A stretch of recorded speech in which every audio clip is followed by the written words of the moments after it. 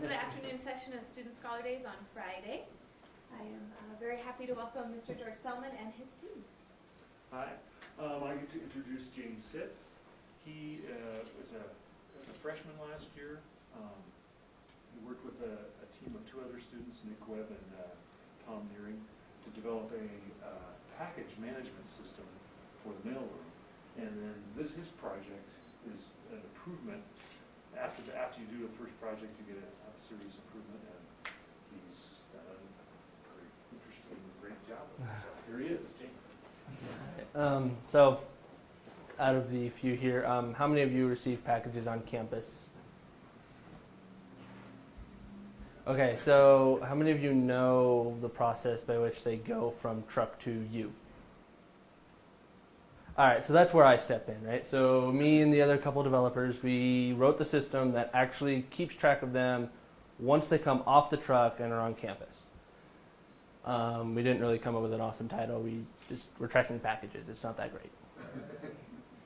So today we're going to talk about the old original system that we are replacing, the new system that is currently working, where I'm going with it for the next version of it because I didn't like the current version of it. And then we're going to do a quick demo where you guys can kind of see the UI that the mailroom actually deals with. So for our old system, we don't know a lot about it at all, actually. We think it's from the mid to late 90s, hopefully. We think it was written in Pascal. And we had issues with data loss between OSs. So every time computing services would image the computer or upgrade an OS, they lose the old amount of data.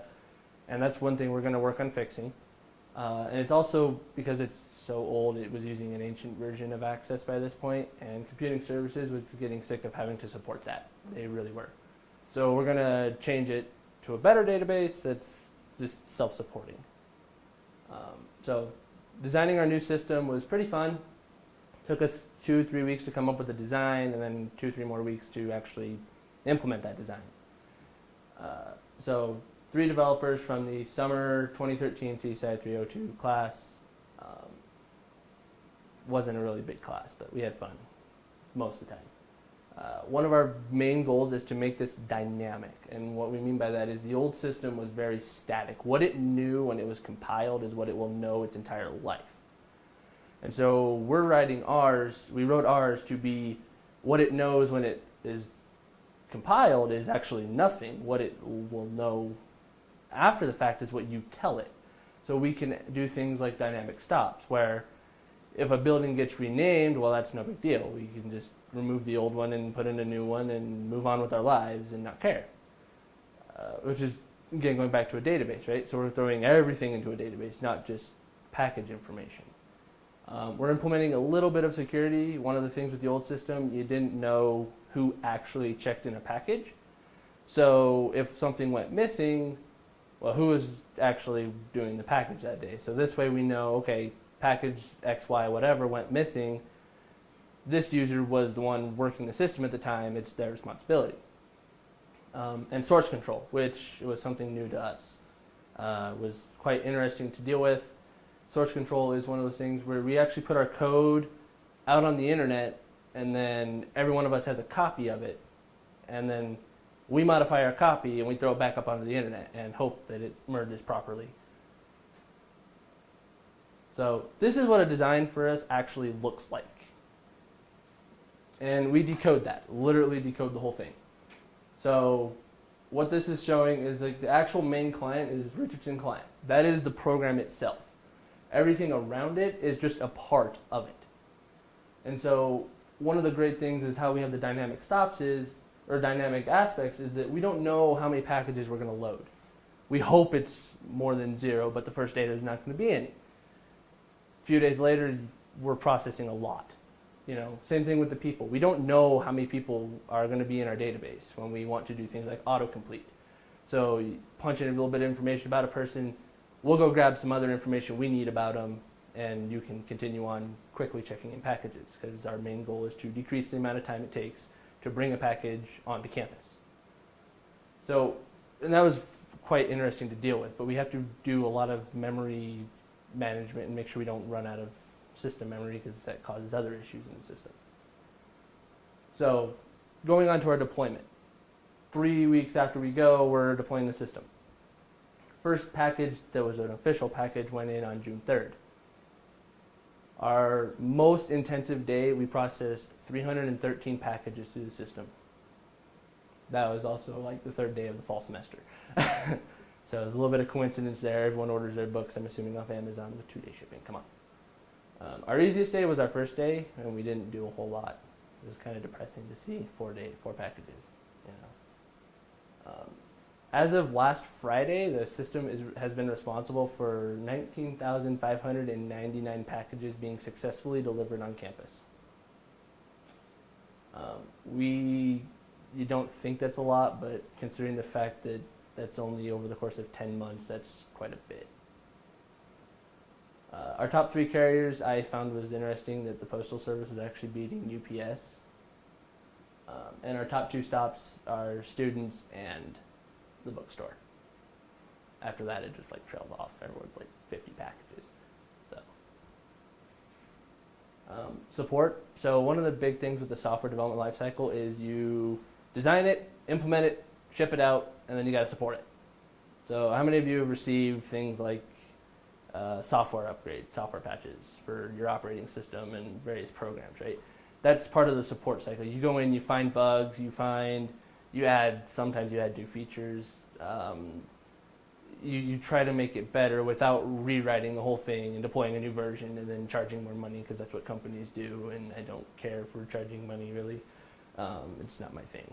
Anyway, so our system has received 4 major updates in total. One of them I broke some stuff, one of them I fixed some stuff. Mostly broke stuff though. My July 18th patch broke searching completely, just destroyed it. Because I was trying to minimize connections to my database. Didn't work out. So undo that, move on to the next issue. September 11th patch, we were actually able to fix the searching completely in a way that it wasn't fixed before. Originally, search was still actually fundamentally broken in that no matter how many parameters you gave us to find a package, we always returned you a list of every package in the database. Turns out we were missing an if statement that checked for a certain parameter we didn't know about. So fixed that, which kind of made me want to slap my head that we skipped over it. So it's been an interesting thing, and so now the support's going on with I'm rewriting it. I'm done trying to muck through messy spaghetti style code. I'm going to just rewrite it. We're going to restructure and do quite a bit different stuff. So the better UI, and better's in quotes because I find it a relative term. To me, better is not the same as what's better to hopefully to you. But I'm not doing this window on a window thing. So what I mean by that is every time you wanted to do something in the current system, it is a new window to do that task. And I was like, okay, this is ridiculous. I shouldn't need a new window to do everything. Instead, I'm going to have one window and I'm going to just change what's on the screen. That's how most programs work. We're also going to add new database options, which really isn't for the mailroom here, but if someone for some reason finds it and says, hey, this is a great system, we're going to use it.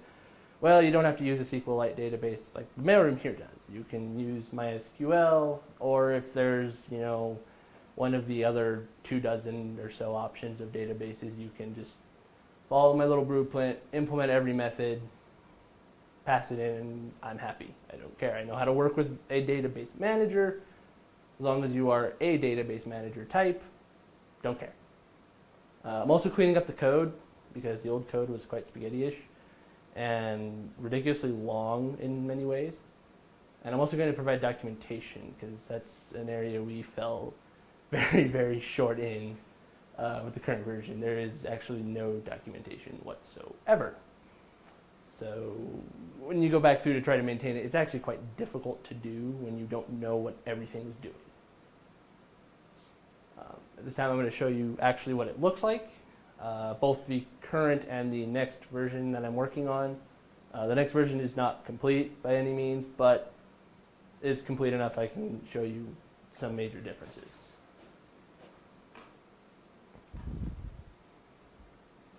Okay, so right here, the little awesome green window there, that is the current login screen. That's all it knows how to do is literally log in to our system. And using my awesome developer access that we have. This is a great, they actually told us they love our little pop-up here because it tells them stats about what's coming up right now. This is old data, just a copy of what they had, but what it's showing is we have 1,300 students, a little over 1,300 students actually in our database that we know about. We're gonna do an update every semester where we kind of went and got new students and and took care of and keeping them on, but that one's kind of a hassle because of the way it gets delivered to us and the way we were trying to read it. So we're gonna kind of leave that one alone, but they can continue to add people in. We don't care. We've got 61 stops, which is kind of a misleading number. There's not actually 61 stops on campus, I promise.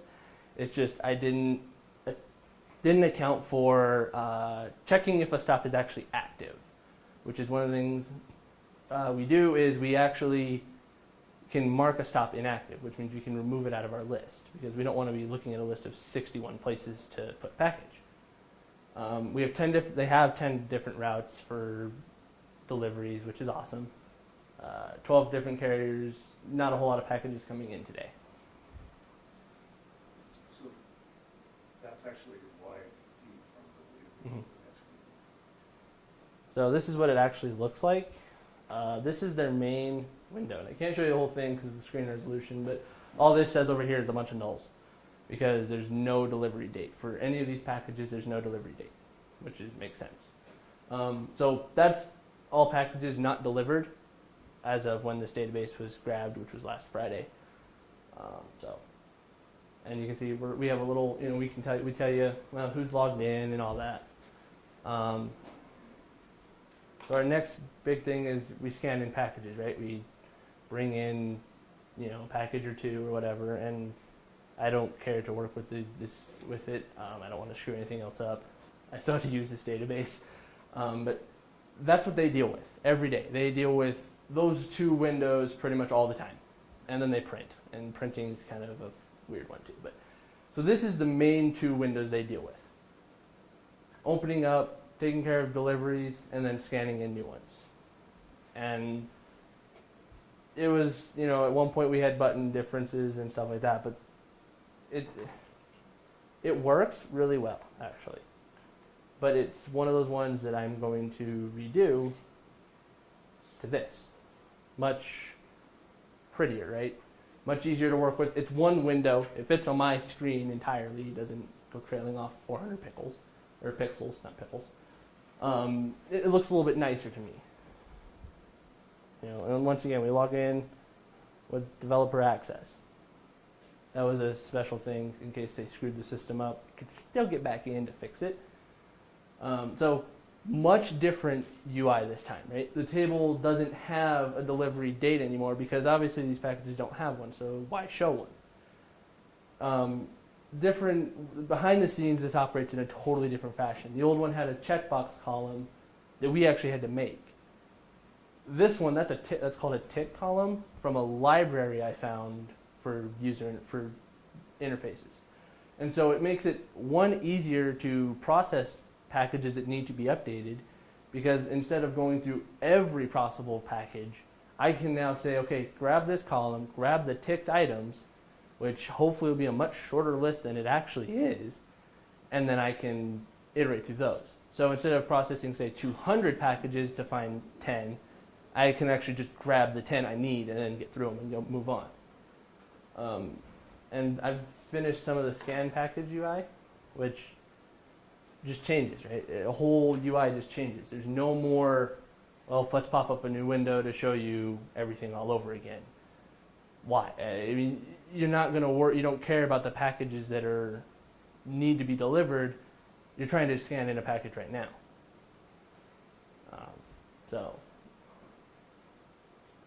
And I've also worked on the keyboard shortcuts. So that was one of the things they asked us about is can we add in shortcuts? But they're asking us to add them in after the fact. So we have to go through and we have to find, okay, well, where do you want to trigger the shortcut?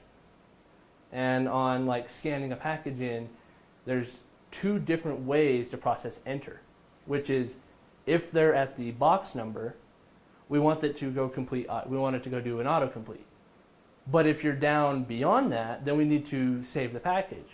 And so it kind of created some issues because we have to have different key event listeners to understand, okay, well, if you do it here, we got to do this. But if you're over here, we do this. This way, I actually can say the whole thing has a great little, it's easier to implement because I can say, this whole window has a key listener. If you get this key code and you're on this object, do this. Otherwise, do that. And it just makes it much easier for me to, as a developer, to work with. So, yeah.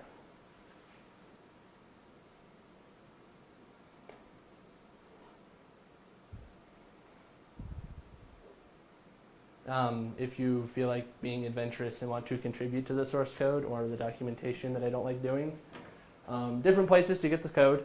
There's the original source code, which I don't recommend grabbing. And then there's the current rewrite source code. Both of them are hosted by GitHub for us. Well, for me, really. GitHub's really nice. It implements Git, which is a source control thing that is used by the Linux kernel. Was originally developed only to manage Linux kernel, but that's beyond the point. And yeah. So questions about how I keep track of your packages on campus? So is there a specific program that you have to use? There is. We have, it's not necessarily like an executable, it's a Java jar. So as long as your machine actually supports Java, you can execute the program.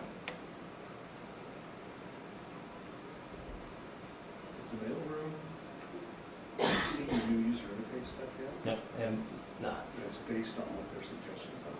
Mm. And your personal. And my personal taste, yes. My personal taste is going into the new UI. I am not one for window on window on window and everything being boxy. That was very 90s, early 2000s. Now things are much more softer on the corners and a little bit prettier and different colors, right? So I'm trying to work with that. Why would you decide to just have it out in the world for anybody to, use? Why wouldn't you try to sell that coding or? So this kind of comes back to my laptop here. I don't run Windows on my laptop. I'm actually trying to move away from Windows entirely because I'm tired of the closed source platform.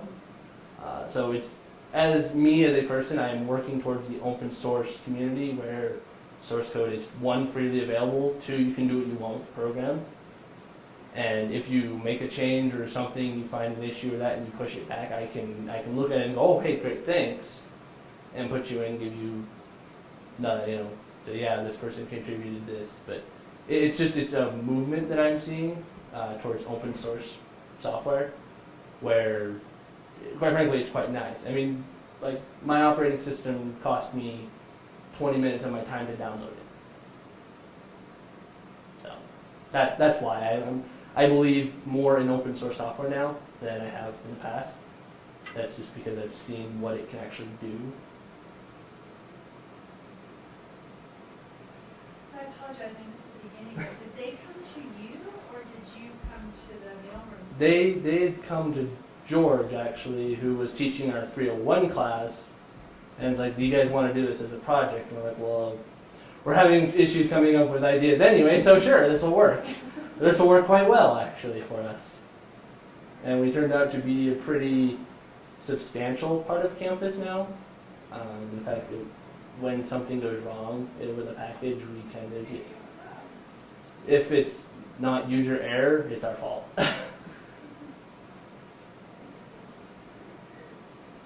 does that feel? I don't know, actually. It's kind of scary because it's, when you only do, 10 or 15, okay, you lost one, not a big deal. When you're looking at 20,000, it's kind of like, yeah, I got to keep track of those. And so far to date, we have not had one go missing. We had one scare, but it turns out they were trying to find one that was really a long, long time ago, totally out of our hands. Okay, if it was prior to June 3rd, 2013, it's not our fault. We can't help you.